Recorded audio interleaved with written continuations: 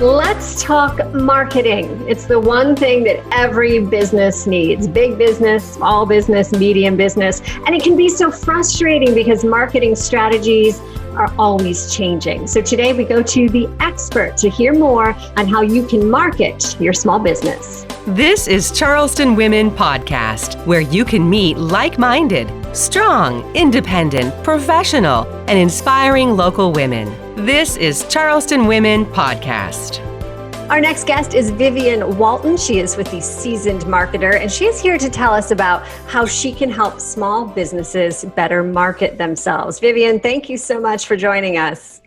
Yeah, thank you for having me. Appreciate it. Yes, I think this is the number one struggle of any business, small business, big business, right? Everybody has to market themselves. Absolutely. And I think if you're not doing it, then you're definitely doing a disservice to your brand. And so that's a big thing. And, nowadays you really have to do it in order to grow your business. Right. And so let's talk about what you provide. And then I really want you to get into some useful advice, some tips and tricks for our listeners if you can. But you teach people how to market. Like, you're not doing it for them. You're teaching them, giving them the education to do it for themselves, which in the end can save a lot of money.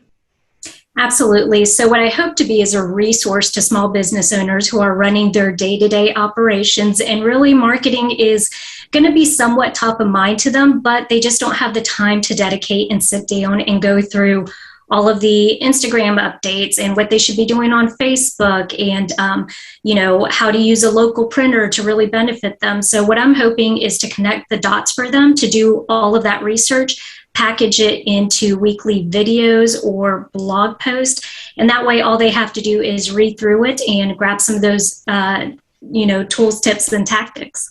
Right. So I'm sure there's a lot of new entrepreneurs out there since the pandemic. I know a lot of people are starting new businesses. It is very overwhelming as to where they should start. Should they be on Facebook? Should they be on Instagram, TikTok, email lists? Like, break it down for me. If you're just starting out today, I know you've been doing this for 11 years, but where would you focus your energy in the beginning?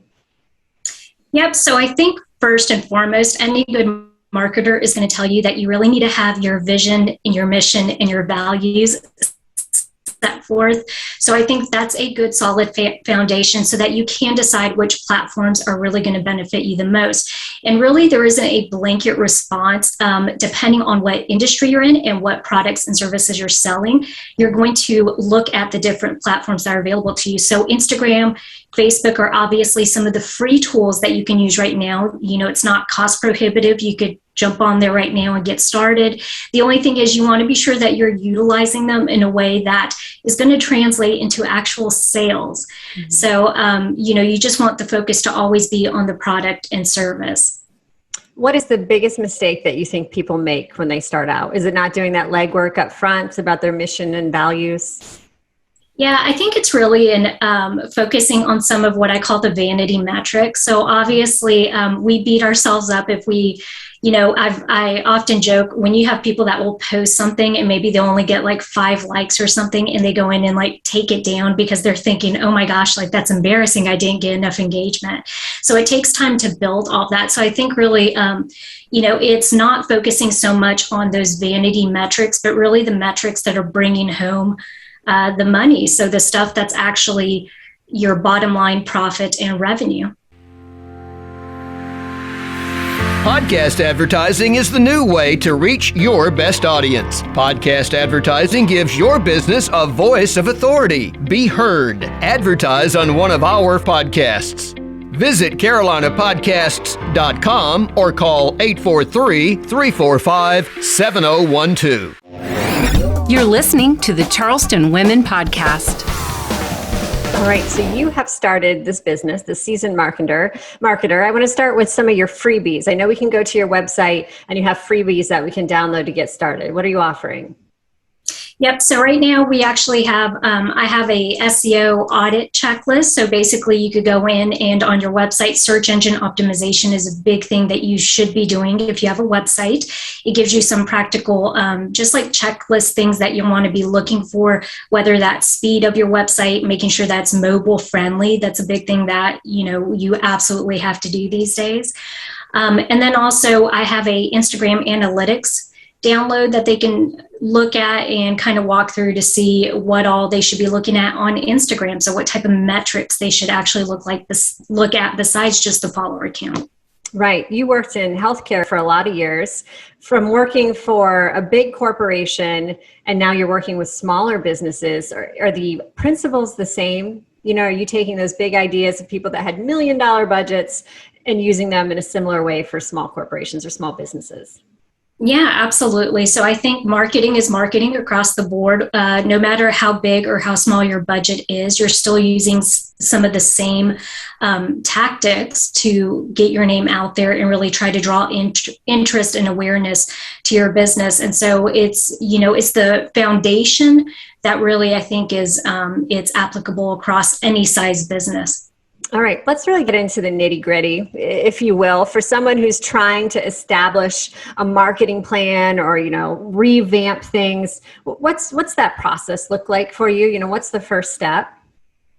Yep. So I would say go in and take a look, do an evaluation of what you're currently doing. So I think that's where a lot of people will just jump into, to really the exciting part, which is like, oh, I should be doing all this other stuff. But I think that becomes overwhelming if you don't sit down and look at where you're at and then plan out your marketing goals, how long you want to accomplish those goals, like given a time frame. So, some people may develop a yearly marketing plan. For others, it's a little more digestible if they could do it in 6 months and maybe even 3 months. And so that way you're setting those goals and you're giving yourself kind of like a roadmap to work with. Do you have to spend money to make money? I know you mentioned in the beginning, the social media outlets, there's so much free stuff out there, but are you still putting money even into, Facebook ads or Instagram ads to see growth? Yeah, you absolutely, I think there's a time and place for it. And I think it depends and should line up with where you are at in your business. Mm-hmm. So absolutely, Facebook ads, the really great thing about social media ads right now is that they're pretty inexpensive. And so you could get a lot of bang for your buck whenever you are utilizing them. But there are things that you should be leveraging, like free press releases that I think a lot of small businesses don't even stop to think about because they think, oh, well, I'm going to be that business that's trying to to brag on myself. But really, those are tools that they can be using to draw awareness to themselves and to pique the interest of reporters who might reach out to them. Right. I think obviously I work in the media, so I think it's interesting that you say that, but you find a lot of businesses don't even think of that to send a press release. Yeah, well, and it's kind of, I think, scary to write a press release. So people are like, what does they even look like? I don't know where to start. Do I just send them an email? And so I think there are different, I have a 3-part video series on press releases alone. Because of that, you kind of want to walk them through what the purpose of a press release is, because you're also trying to help the publication out. Right. I don't know I'm sure your video series is very detailed. I'm just going to tell you as the recipient of those press releases, here's one quick tip. Put my name on there. The ones that don't take the time to say like, hi, Erin, I know that they're just form letters and I delete them. So something so simple as personalization in the front can get you a lot further. Because we get hundreds a day of press releases. You got to make it stand out. All right, I want to talk more about social media. We talked about doing the paid ads if it's right for you. It seems we were talking before we started, there's a lot of frustration with social media, right? The algorithm is always changing. There's always some new platform. Do you have people coming to you and saying, I'm done. Like, I can't keep up. I'm tired of it. It's not worth it anymore. Is that something you're hearing? I don't hear so much that people are like done with it, because I think they kind of feel like if I don't use Instagram, then but they're frustrated. Right. So they're frustrated. But the thing is this, I think you always, as a marketing professional, I always think to myself, it's interesting that people are suddenly correlating Instagram or Facebook with their business instead of it being the other way around. So these are, the one thing people forget is these are tools. Right. So you shouldn't just be using Instagram. Now you could couple it with like your website and Instagram, but for the reason that you're talking about, if you build your business around one sole platform, the second that they change the game and you're not able to keep up with it, well, then your audience base leaves. And so if you're not trying to figure out a way to funnel your audience onto a email list or onto your own website, or collecting their information so that you still have a contact with them.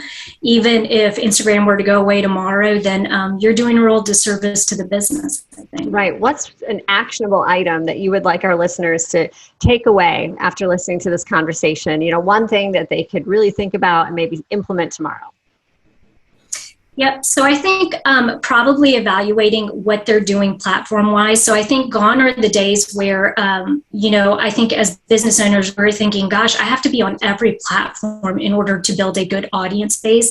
You can't do every single platform out there. And so really what I would want is for people to stop and take a look at what the purpose of their business is, what their products and services are, and really where they're going to reach the most people, through whichever platform. So pick maybe 3 or 4 of them that you're going to focus on, because each one of these are very, they're very high maintenance. So I'm on YouTube, and I can tell you YouTube's like a whole different, mindset. So it takes a lot of time to build an audience base on any platform. So just pick a couple of them and go with it. Right. I'm sure in your years doing this that you've seen a lot of changes.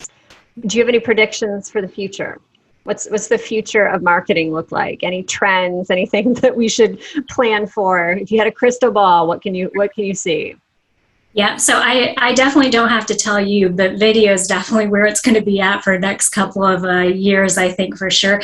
And it's not unfortunate. I just think it's pretty cool to watch the evolution of business owners now becoming content creators as well. Mm-hmm. So I see a lot of business owners that now, whether they're keeping a list on their phone of ideas of what to do for Reels or, IGTV, or just, little posts that they could be sharing on Facebook on how to draw attention to their business. I think it's cool to see how they're becoming content creators as well as business owners. So it's probably going to be an escalation or more of that. You're seeing an evolution. They might not have signed up for it in the beginning, but it's fun to see people's creativity explode because they have to. Absolutely. Vivian, where's the best way? I know you've got the website, your Instagram handle, your YouTube link. Give me all the info so we can follow you. On Instagram, Facebook, and YouTube. My handle is The Seasoned Marketer. And then on my website, you can find me at www.theseasonedmarketer.com. All right. And I bet the website is where we get some of those freebies, right?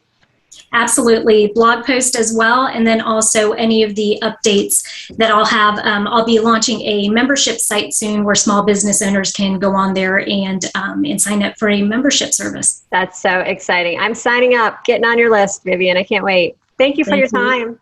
Appreciate it. This has been Vivian Walton, the Seasoned Marketer. You can go to theseasonedmarketer.com for more information. And this is the Charleston Women Podcast. Thanks for spending time with Charleston Women Podcast. Please like us and follow us on whatever platform you're using to access Charleston Women Podcast.